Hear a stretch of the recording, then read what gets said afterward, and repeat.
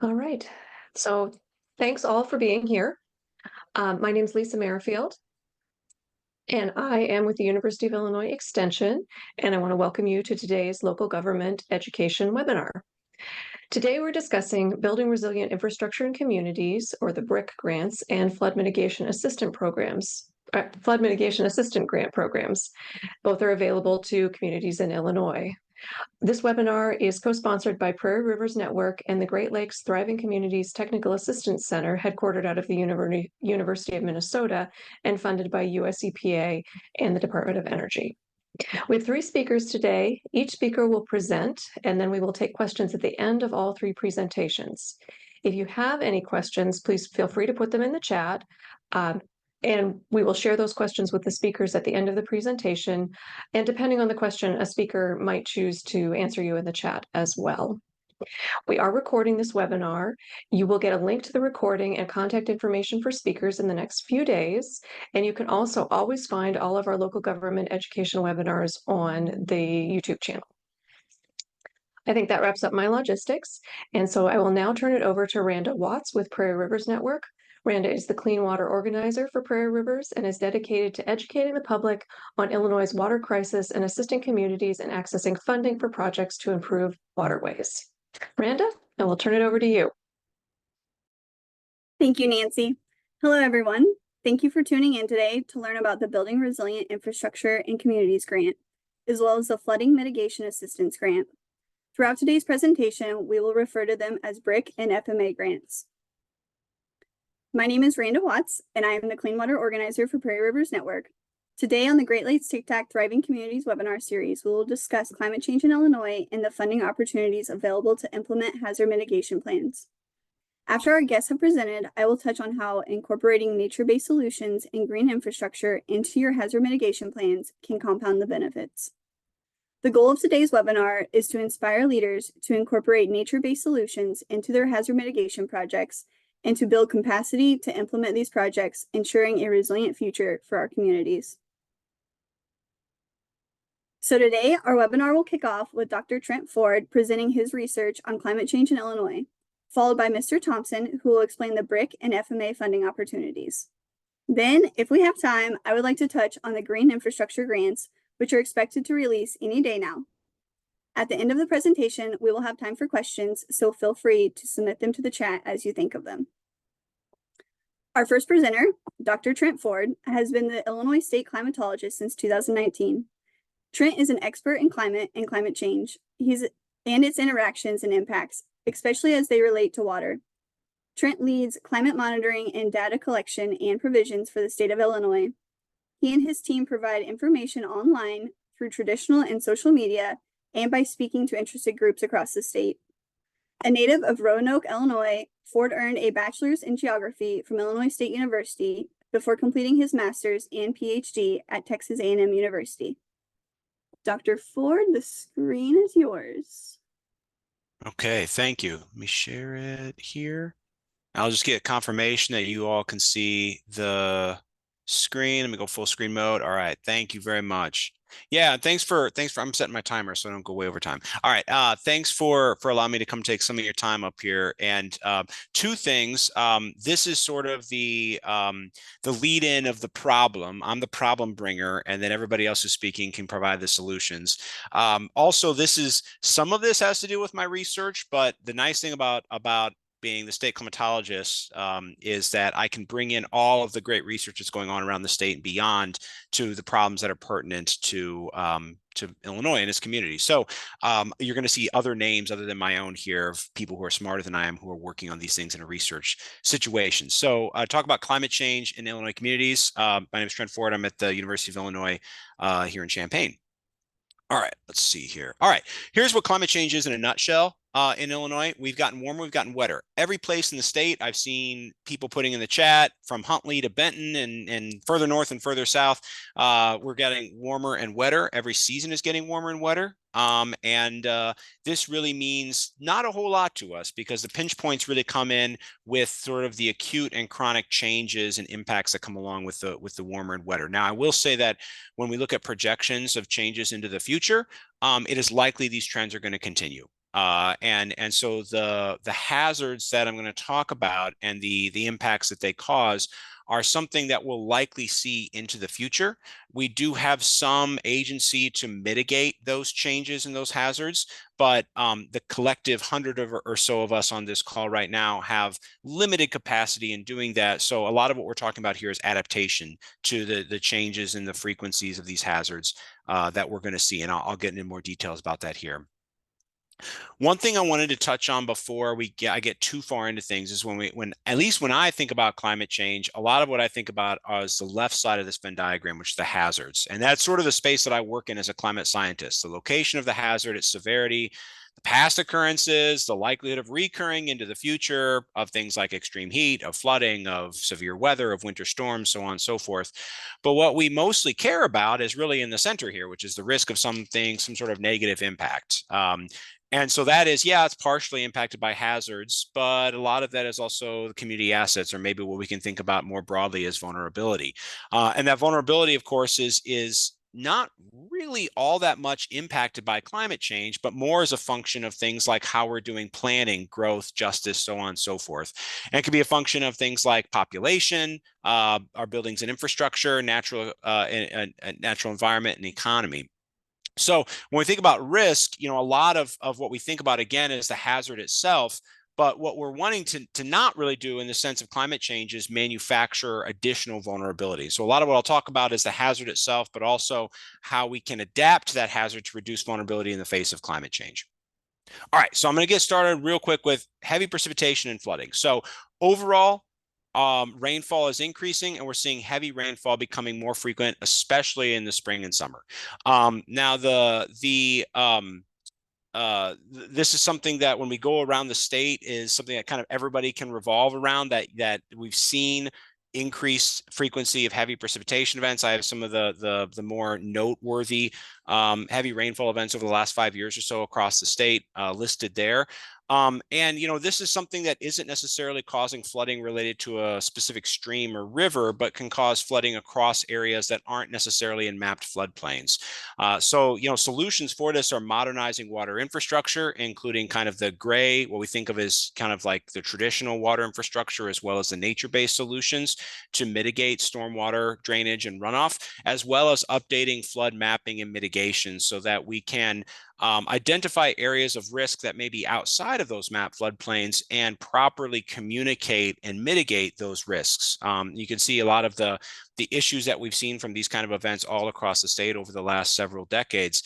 And this is an issue moving forward because that heavy rainfall is increasing in frequency. What it means is we'll likely be dealing with the ramifications of that, those pluvio flooding events that happen outside of those floodplains into the future. And so again, modernizing that water infrastructure, taking advantage of the ecosystem services that nature-based solutions have to offer that the next speakers will be talking about in more detail, and as well as updating that flood mapping and mitigation to get beyond those stream-based floodplains are all things that we should be doing to to mitigate some of that vulnerability in the face of these changing rainfall patterns. Another hazard that is often spoken with climate change is extreme heat. Indeed, the frequency and intensity of extreme heat is likely going to continue increasing into the future. The plot on the left-hand side here is showing the projections, model projections of the kind of hottest 5-day maximum temperature in northern Illinois into the future. And you can see that there's some model spread depending on what model you believe, but in general, these are showing an upward trajectory of more frequent and intense heat exposure in coming decades. And again, you may be wondering what the difference in color here is. The difference between the red and the green areas in this plot are showing with or without essentially climate mitigation, dropping essentially the emissions of greenhouse gases. But if you go out to, let's say, 2050, which is a common planning goal, we don't really see much difference in how much heat we're going to be, additional heat we're going to be exposed to by 2050 with and without that mitigation. So what that means is that a lot of the benefit of reducing greenhouse gas emissions, getting to net zero that we talk about, is really the latter half of this century.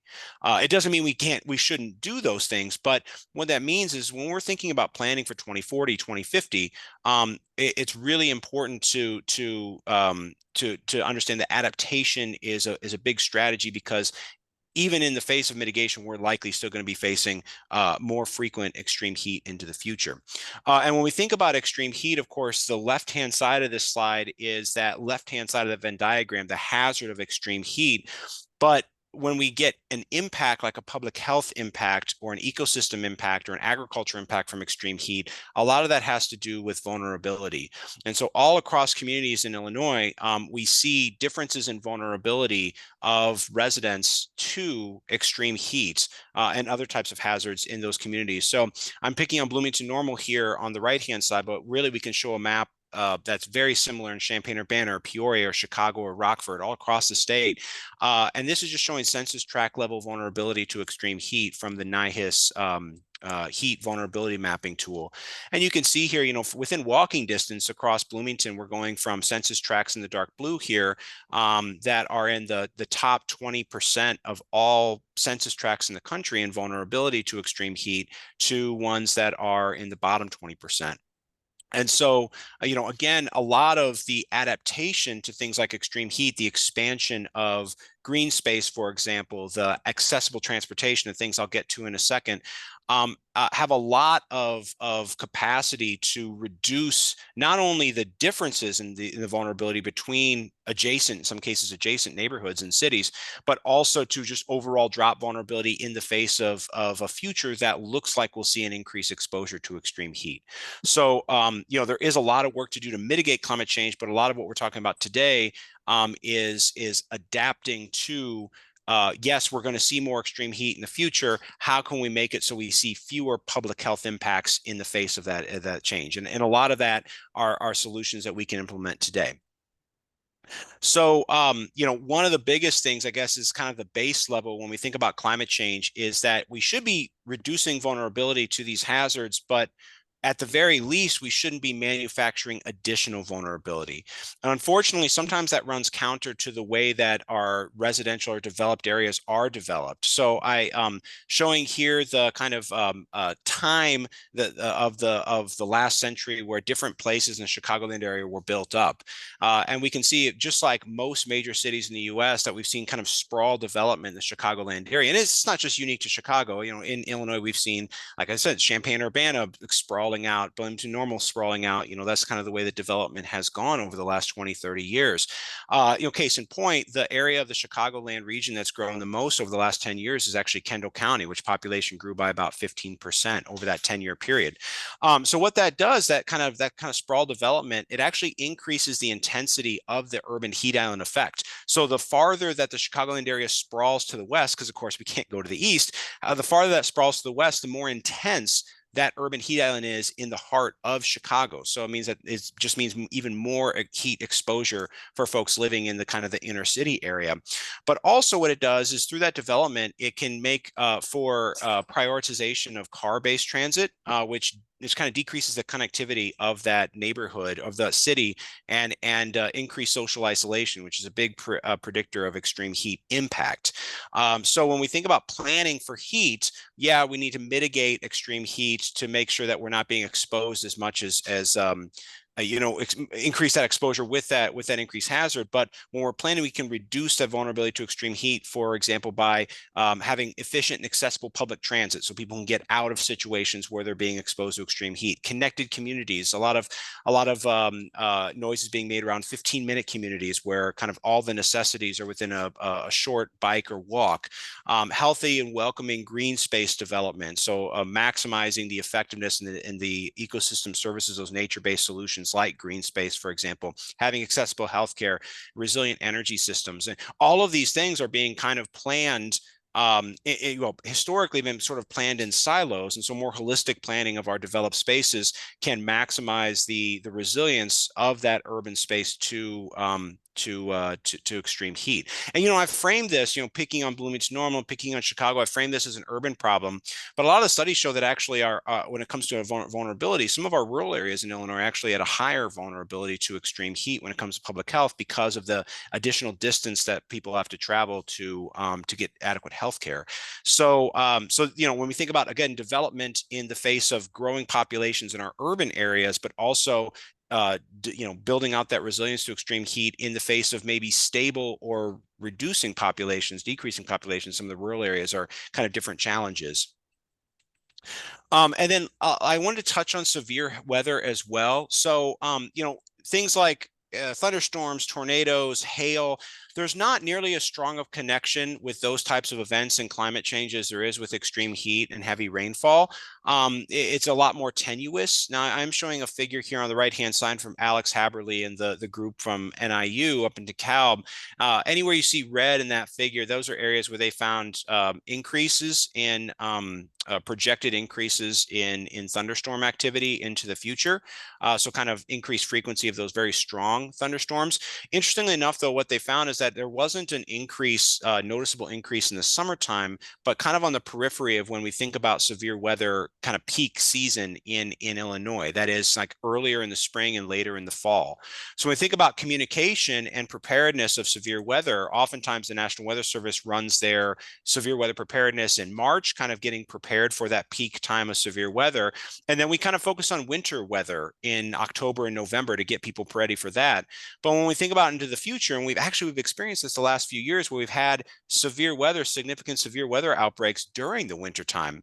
Last year, for example, we had a record-breaking tornado outbreak both in January and then again in March. And so, we think about how we're interacting into the future where we're having to deal with winter weather, which is still going to be a reality in Illinois, as well as an increase in severe weather. Now, again, to kind of bring home that point again about part of it is the hazard of the actual the hazard of severe weather, of a tornado, things like that. And part of it is the vulnerability. We can think about, again, how that development and growth. And my apology, my dog insists on going out right now. It has to be right now. So I'm going to present while I let her outside. The benefit of remote work here. What I'm showing here are two maps side by side, one of Plainfield in 1990 and the other in 2020, overlaid with the track of the Plainfield EF5 tornado. And we know, we've seen that urban sprawl, the reality of the urban sprawl in this area has been quite a bit developed. And so in 1990, what was, kind of more open space, rural ag fields is now more developed, a lot more subdivisions and commercial and residential area. So presumably if that EF5 tornado were to drop down in this region today, it would have a much higher likelihood of causing much higher significant damage and probably threatening a lot more lives than even when it did in 1990.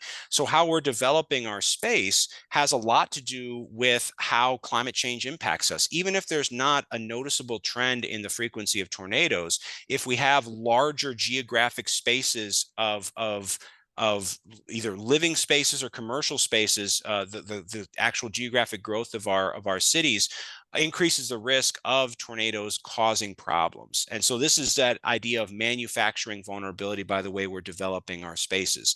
And so, as some kind of just general solutions, or not, I shouldn't say solutions because there isn't really a silver bullet here to all these things, but things that we can do to make sure that we're not increasing vulnerability is things like storm-ready building construction, having those building codes ready so that if we are expanding the geographic size of our developed spaces, that we have that those structures are ready for that severe weather that they're inevitably going to run into. Having equitable and accessible safe shelters. So decreasing housing insecurity is a big way of improving climate resilience across urban and rural spaces, but also making sure that if we have, for example, mobile home units, that there's accessible safe shelters for severe weather. Affordable housing, again, that helps both with the sprawl development as well as the decrease in vulnerability, getting people off the streets, compact design, and then having severe weather plans for action for workplaces. We saw, I'm kind of showing pretty stark differences here between the 2004 Roanoke tornado, which is actually ran through my hometown, but also the Parsons manufacturing plant back in 2004, where we only had minor injuries despite a complete devastation of that plant. And just a few years ago, that distribution warehouse in Pontoon Beach, where unfortunately, I believe it was 6 or 7 people lost their lives. So again, a lot of the planning ahead of time, whether it be the development of the structures, the development of the neighborhoods and communities, as well as the planning and ahead of time, making sure everybody knows what they're due in the case of a severe weather emergency, can make a huge difference. There's two more things I kind of want to hit on here real quick. One is this idea of compounding hazards. So I'm guilty of this quite a bit as well, but a lot of times what we'll hear about, what we'll think about when it comes to climate change is these hazards operating in silos. So yeah, we're going to see more extreme heat. We're going to likely see more flooding. We're going to see less extreme cold. But in reality, and when we're thinking especially of emergency management and planning, we're going to be dealing with these things all at once. I mean, the climate system brings many things all at the same time. So this idea of compound hazards really becomes an issue. And it's really something we need to roll into hazard mitigation and planning. One example, the plot or the photo here on the left is from Springfield after the derecho last year. Parts of Springfield were out of power for almost a week, in some cases beyond a week. And the weather after that derecho was actually quite pleasant. We got pretty lucky, but one can imagine a situation where you have a derecho knocks out power to a city like Springfield, and then you have several days after that in the summertime where your temperatures are getting in the upper 90s or maybe even triple digits. And the fact the combination of those two together really magnifies and makes much more of an impact than on either of those types of hazards in isolation. And so increasing risk of extreme heat means that we have an increased risk of extreme heat following a derecho or something that can knock out electrical capacity of a city. So these are things that we really having to plan for, that we may have not seen either ever before or nearly to the same frequency that we're likely going to see them in the future.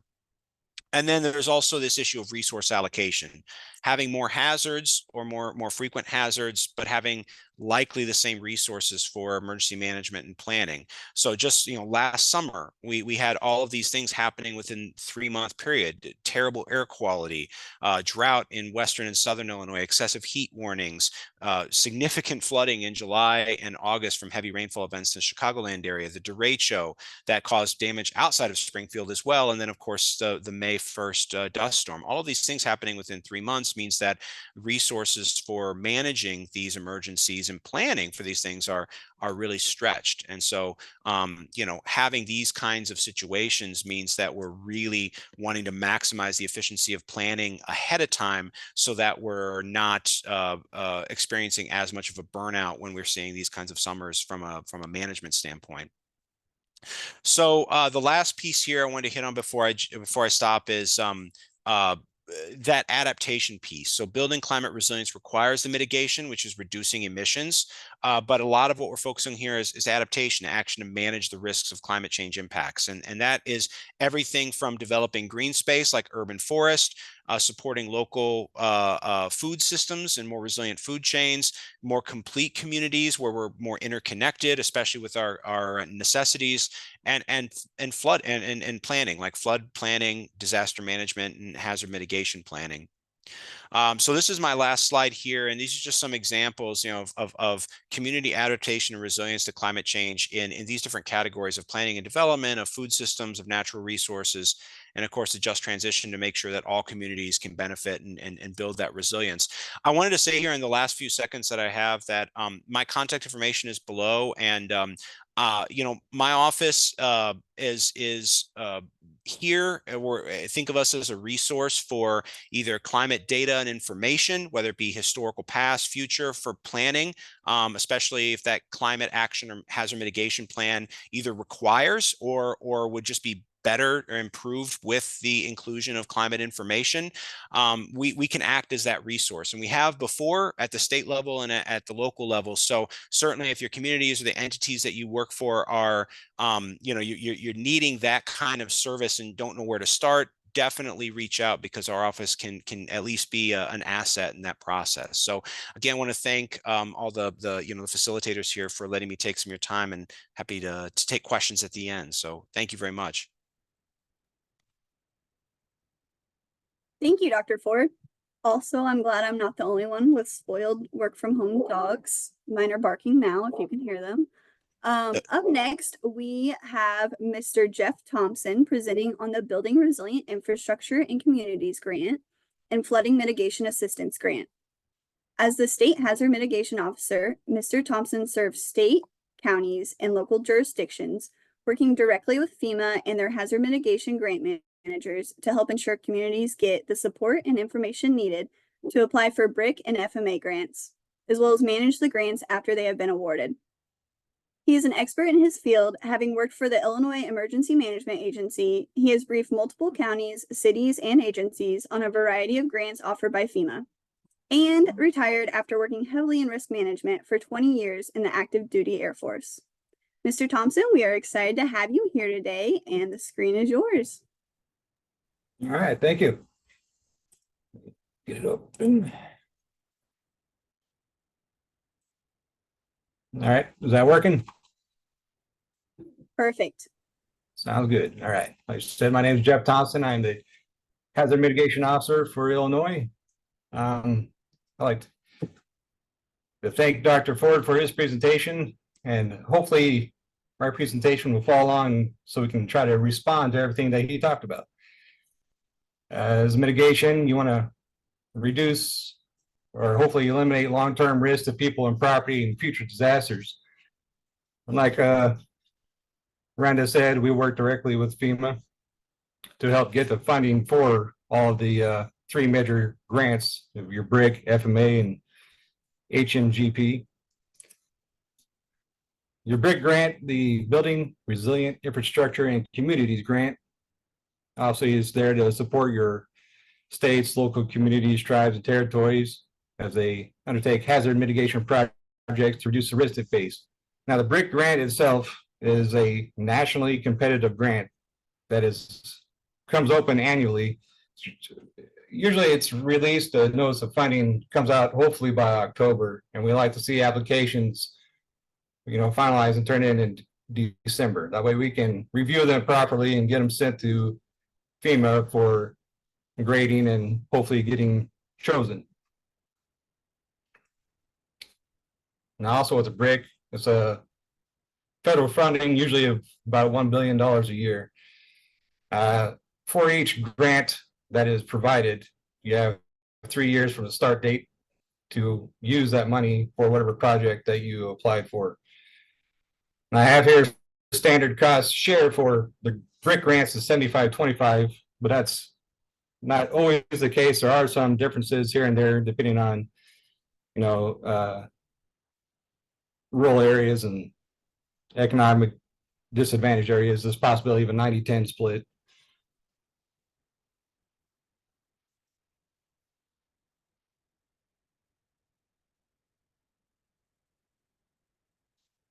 And then with the other, we have the Flood Mitigation Assistance grant. Comes open the same time as your BRIC grant, and is also nationally competitive, but also your FMA grants are geared more towards just flooding type projects and other ideas that try to mitigate any kind of flood. And as you can see, you have to be part of the NFIP, the National Flood Insurance Program, and any community applying for those flood mitigation assistance needs to be part of it as well. So that's a big kicker right there. If any of the communities aren't participating in it, they can't apply for FMA, period. And that's also annual. Like I said, usually opens at the same time as your BRIC grants. And then we have HMGP, your hazard mitigation. That's grant funding that comes open after a presidentially declared disaster. Currently, we have 4728 and 4749 that are open. Those are from the disasters of the end of June and July time period and September. The flooding that was up in Cook County. Those were declared. We are asking right now that if you have any kind of project you'd like to apply for, to send us a notice of intent by May 17th, and then applications for 4728, 4749, we'd like to see by July 19th. Now, these HMGP funding grants are open to your cities, towns, villages, your school districts, fire protection districts, and your counties. If you're applying for the HMGP, before you go to apply, you want to kind of verify these couple little points that I have here. You want to make sure the project is technically feasible and cost effective. And by that, you're going to need to be able to show that the engineering for the project has been accomplished and it is possible that you can actually get it done. And then your cost effectiveness, there's a calculator on the FEMA Go website that, you have to weigh how much a project's going to cost to how much it's actually going to be saving to your community in the long run. Yeah, applicants must be included in the approved hazard mitigation plan. That's another important one. If no one is, if your county or your jurisdiction doesn't have an active plan, then you can't apply for HMGP or BRIC grants. Project must be included. Now that one is it doesn't have to be at this moment. Like if you're thinking about a project that you want to start applying for BRIC or for HMGP, and you go verify in your hazard mitigation plan and that project is not in there, because the plans are kind of a living document, you can get it added in there in time to actually still be able to apply for that project. You're also going to have to think about the environmental planning and historic preservation. So if any plan or project that you're looking at doing is going to affect a historical area, you're obviously going to have to, reach out to the EHP and verify that it's a project that can be done and won't cause too much, damage or anything else to any historical landmarks or buildings. And that's all I have. I know it's short and sweet, but it leaves up for a lot of question time. Absolutely. Thank you so much for that in-depth look at BRIC and FMA opportunities, though. Let me share my screen here. And we will have time for questions here at the end, but I have a couple more slides we'll jump into. So as mentioned, we expect more severe hazard events due to climate change, and resilient infrastructure is the key to keeping our vital resources up and running during these severe weather events. Nature-based solutions promote climate adaptation and resiliency by implementing sustainable planning, design, environmental management, and engineering practices that weave natural systems into the built environment. Examples of these natural systems in action are bioinfiltration areas, which use native vegetation to help filter pollutants out of stormwater runoff. Detention ponds, these collect large amounts of runoff, preventing flooding and allowing sediment to settle out before entering local streams. And rain gardens, which use native vegetation and soil management to promote absorption and filtration while providing an area for excess rainfall. This not only filters the water, but also prevents flooding elsewhere. Here's a list of other projects that are considered nature-based solutions. The pictures to the right are from a rain garden installation event hosted by Prairie Rivers Network from years ago. Of course, all of these projects would also act as native habitats and open spaces, which can provide social benefits along with those hazard mitigation benefits. Again, examples include green roofs, permeable pavements, detention ponds, wetland creation, rainwater harvesting, watershed-wide projects, rain gardens, and green infrastructure projects. In the past, our society relied on classic gray concrete infrastructure to mitigate flooding hazards. Examples of this would be the construction of flood walls, dams, and levees. With more research into best management practices, though, and climate adaptation, experts now recommend implementing green infrastructure to help combat flooding.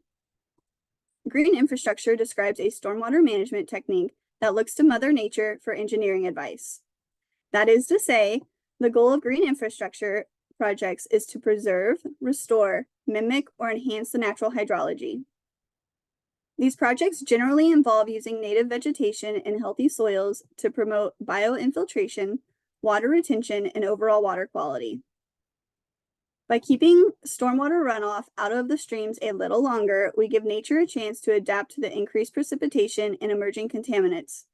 Not only do these projects save us money in the event of hazards like flooding, but they also save us money along the way by reducing the maintenance and filtration costs at our local drinking water treatment plants. The State of Illinois Environmental Protection Agency offers a grant focused on green infrastructure that reduces flooding and actively improves our state's water quality. So this grant has not released yet, but they are called the Green Infrastructure Grants. This program is funded through 2025, and we expect the fiscal year 2024 Notice of Funding Opportunity, or NOFO, to be released any day now. But I'm super excited about this opportunity, and it fit our webinar perfectly. So I wanted to take a moment to cover last year's information in hopes that connecting leaders early can encourage them to apply. So here you can see that the awards can range from $75,000 to $2.5 million. And again, today we covered some of those eligible projects, including best management practices like detention ponds, wetlands, floodplain reconnection projects, and watershed-wide projects that prevent flooding and promote water filtration. Eligible applicants for this grant include anyone who can receive money from the state of Illinois and is registered in the GATA portal. This includes individuals, small businesses, government organizations, and nonprofits. The link to last year's NOFO will be included in the slides, but you can always find the most up-to-date information on the IEPA Green Infrastructure Grant website.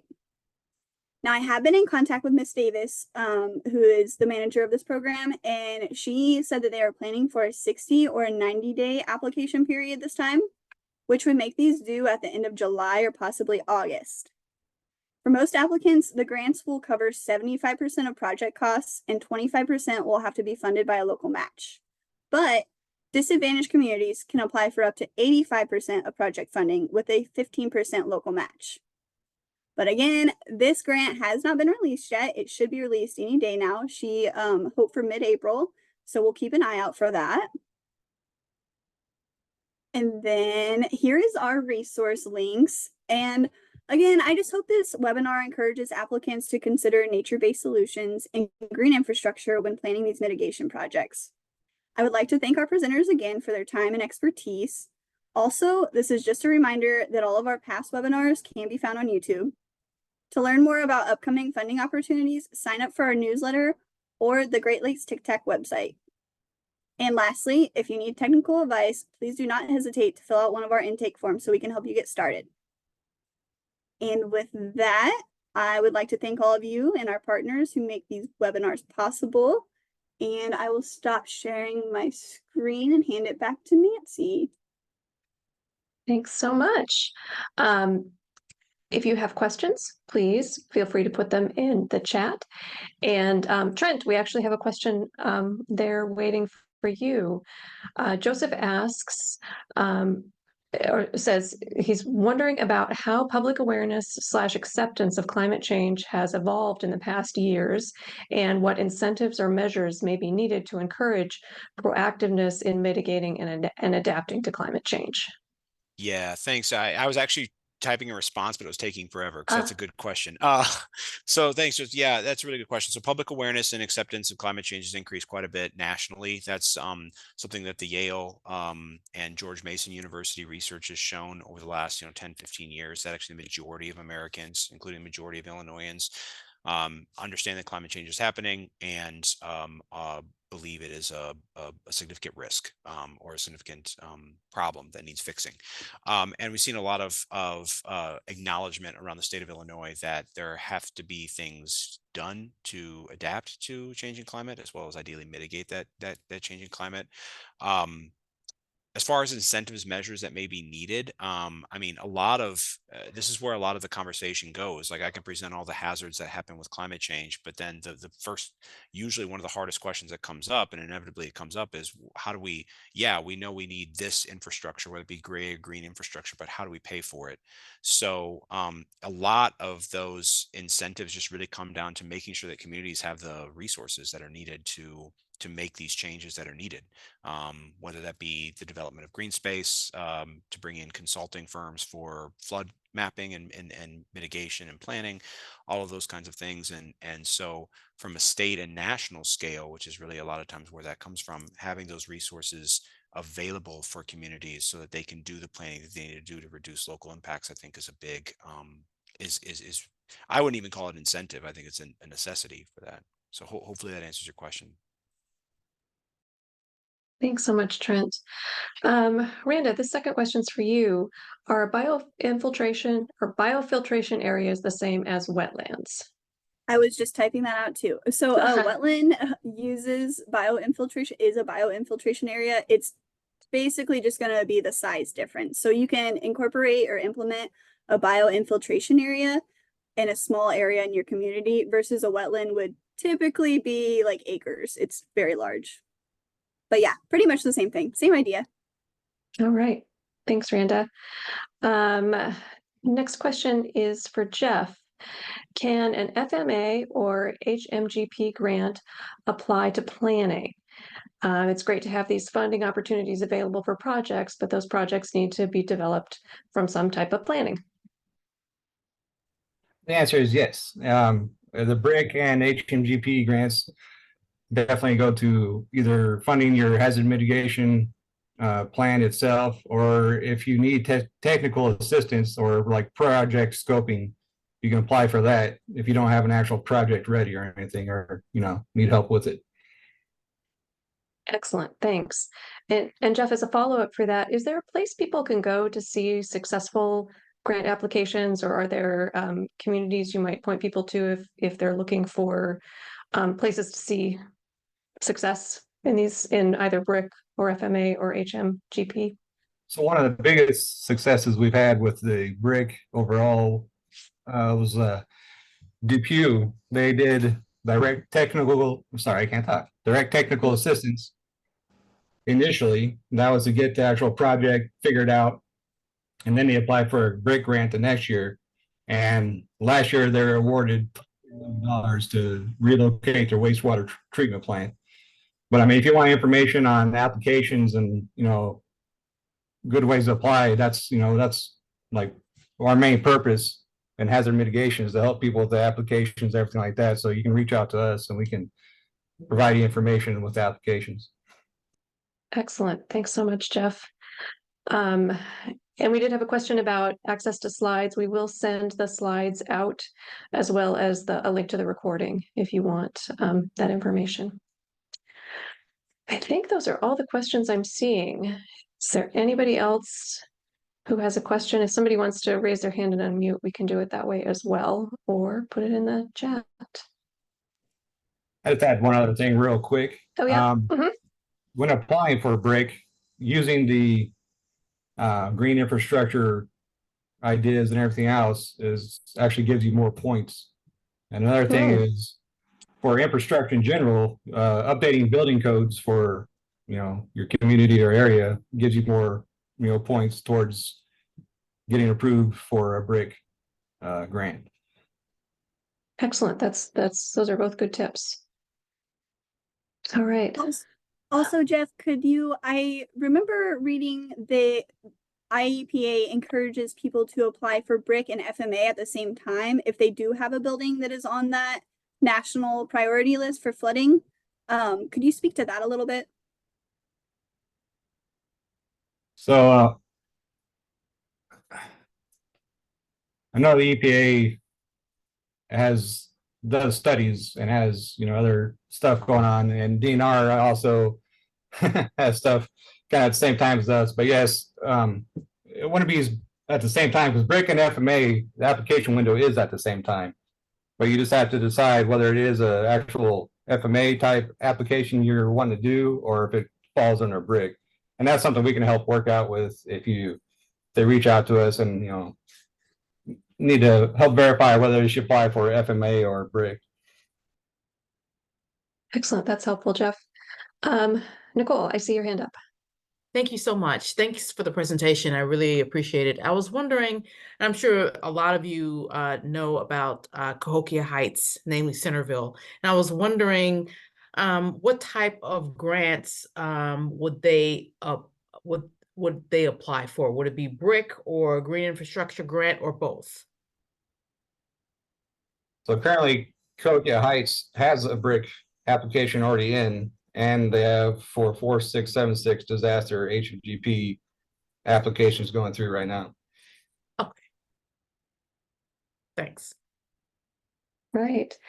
We have another question in the chat. Where can we find best practices for updating building codes that can help with hazard mitigation? By BRIC best practices, what are they meaning exactly? Rima, do you want to unmute?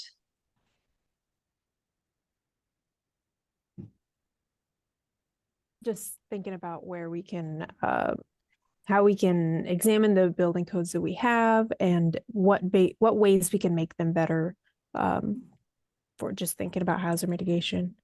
So the best thing to do is just go for the most current building codes that are available. The state itself goes back to 2017, but if you're applying for BRIC and things like that, you're gonna want 21, 22 building codes. Thanks. Right. Any other thoughts or questions for our speakers? All right, with that, thank you, Randa, Jeff, and Trent. This is excellent information. Again, you will get slides and a link to the presentation should you want to re-listen. And I want to make sure that you know about our May 21st webinar, which will be the next piece of this series. We have invited people to come and join us to talk about the Illinois Climate Bank, which is providing funding and programs for communities to advance clean energy and climate resilience. So again, that'll be Tuesday, May 21st. And we hope to see you then. Again, thank you so much. And I look forward to working with all of you. Bye. Thank you. Bye, everyone. Thank you.